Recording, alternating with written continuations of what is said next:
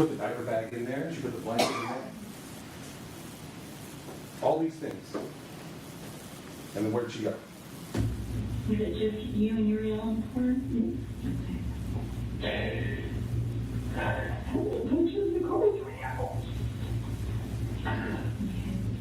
And about, no, when you got back to the house, did you make any stops in between? No stops in between, straight home.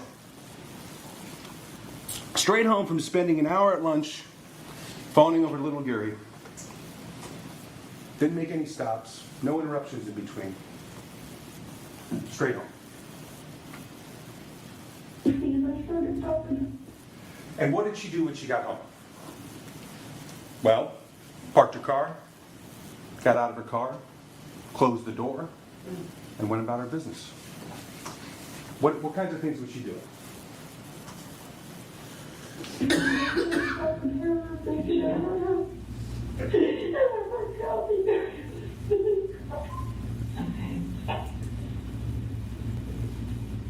And I played my piano.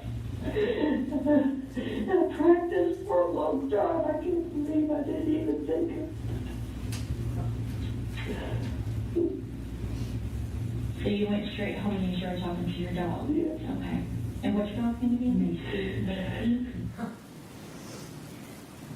So what is she doing? She goes home, gets out of the vehicle, got to go talk to the dog. Got to go practice my piano. I'm working hard at it. As I said, got out of her car. Meanwhile, Yuri's left in that vehicle on a hot Florida 90-degree day. 3 hours. What is she doing in that 3 hours? And when you went inside after getting home, what did you do? I went and started practicing the piano. I take lessons. I have one on Thursday, and I need to just put in time on it. Okay. She's practicing her piano, and Yuri's body is fighting the heat. I was taking my other grandson. We're supposed to take him out for dinner. Okay. And I was impatient because they were about an hour behind. And I finally got in the car and went down to the barn because they had to go feed the pig, for 4-H pig. And all of a sudden, when I got out of the car, it came across my head that I had Uriel and what happened. It came to pick her up. I couldn't remember what happened.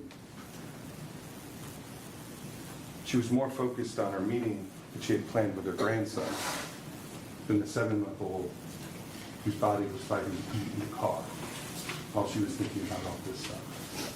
Didn't even dawn on her. Now, just so I understand correctly, Ms. Tracey, you said that you were going to get your other grandson for dinner. Okay. That had been planned for several days. Again, that's the thing that is more important to her at the time that she's thinking about. Getting out, taking care of the dog, playing the piano for an hour.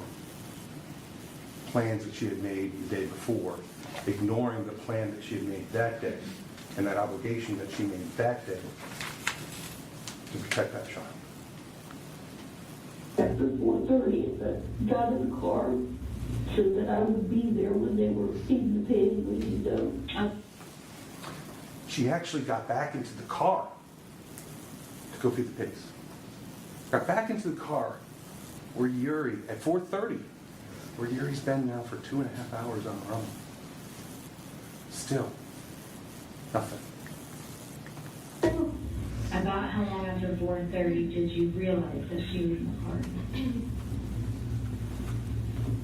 I sat and talked today, probably 5 to 10 minutes, with him sitting on the lawnmower and me sitting in the car. And then I got out because Rebecca Aiden had come up, and I was going to see if I could help them. And all of a sudden, I realized I just had that flash of what had happened to Uriel. And then all of a sudden, I realized we opened the door. She's in the vehicle with Uri, if we're believing her story, for 10 to 15 minutes. And still, Uri is not at the top of her mind. It's not her primary focal point. Members of the jury, I think we've hit upon all of those things. When you look at all of those actions and inactions and choices that she made that day, it fits. It fits the definition of criminal negligence. It fits it. Again, you have to look at everything, not just the forgetting, but everything that went along with it. She shouldn't be forgetting. She has every reason to remember. It's 7 months old and it's in the back seat. That's the reason to remember. This isn't like, again, she says during her statement, I wasn't expecting it. Fair. That's fair. You weren't expecting it. But she didn't drive immediately home. She spent an hour with Uri. She spent an hour with her. But the fact of the matter is, when she got home, I'm home, got to take care of my stuff. At that point. A 7-month-old is completely helpless. A 7-month-old deserves to be the center of your attention.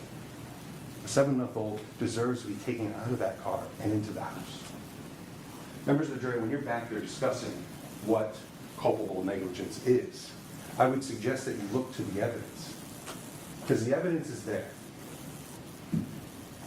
It's Uri's little hand frozen in a fist because of rigor mortis.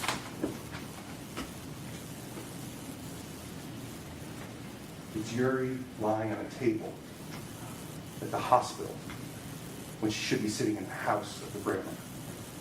That is culpable negligence. Right there for all of us to see. Unfortunately, as I said earlier, Uri deserved someone who was making her first. And instead, what she got was neglect. Not just neglect, but criminal neglect. She didn't deserve to be forgotten. She didn't deserve to be trapped. She didn't deserve to die. What she deserves is the person who is responsible for that criminal act to be held accountable for what she did. And that's what I'm asking you, the jury, to do, is hold Tracey Nix responsible for failing Uri. Hold her responsible for that culpable negligence of not paying attention to her, of leaving her trapped and alone. Find her guilty as charged. Thank you.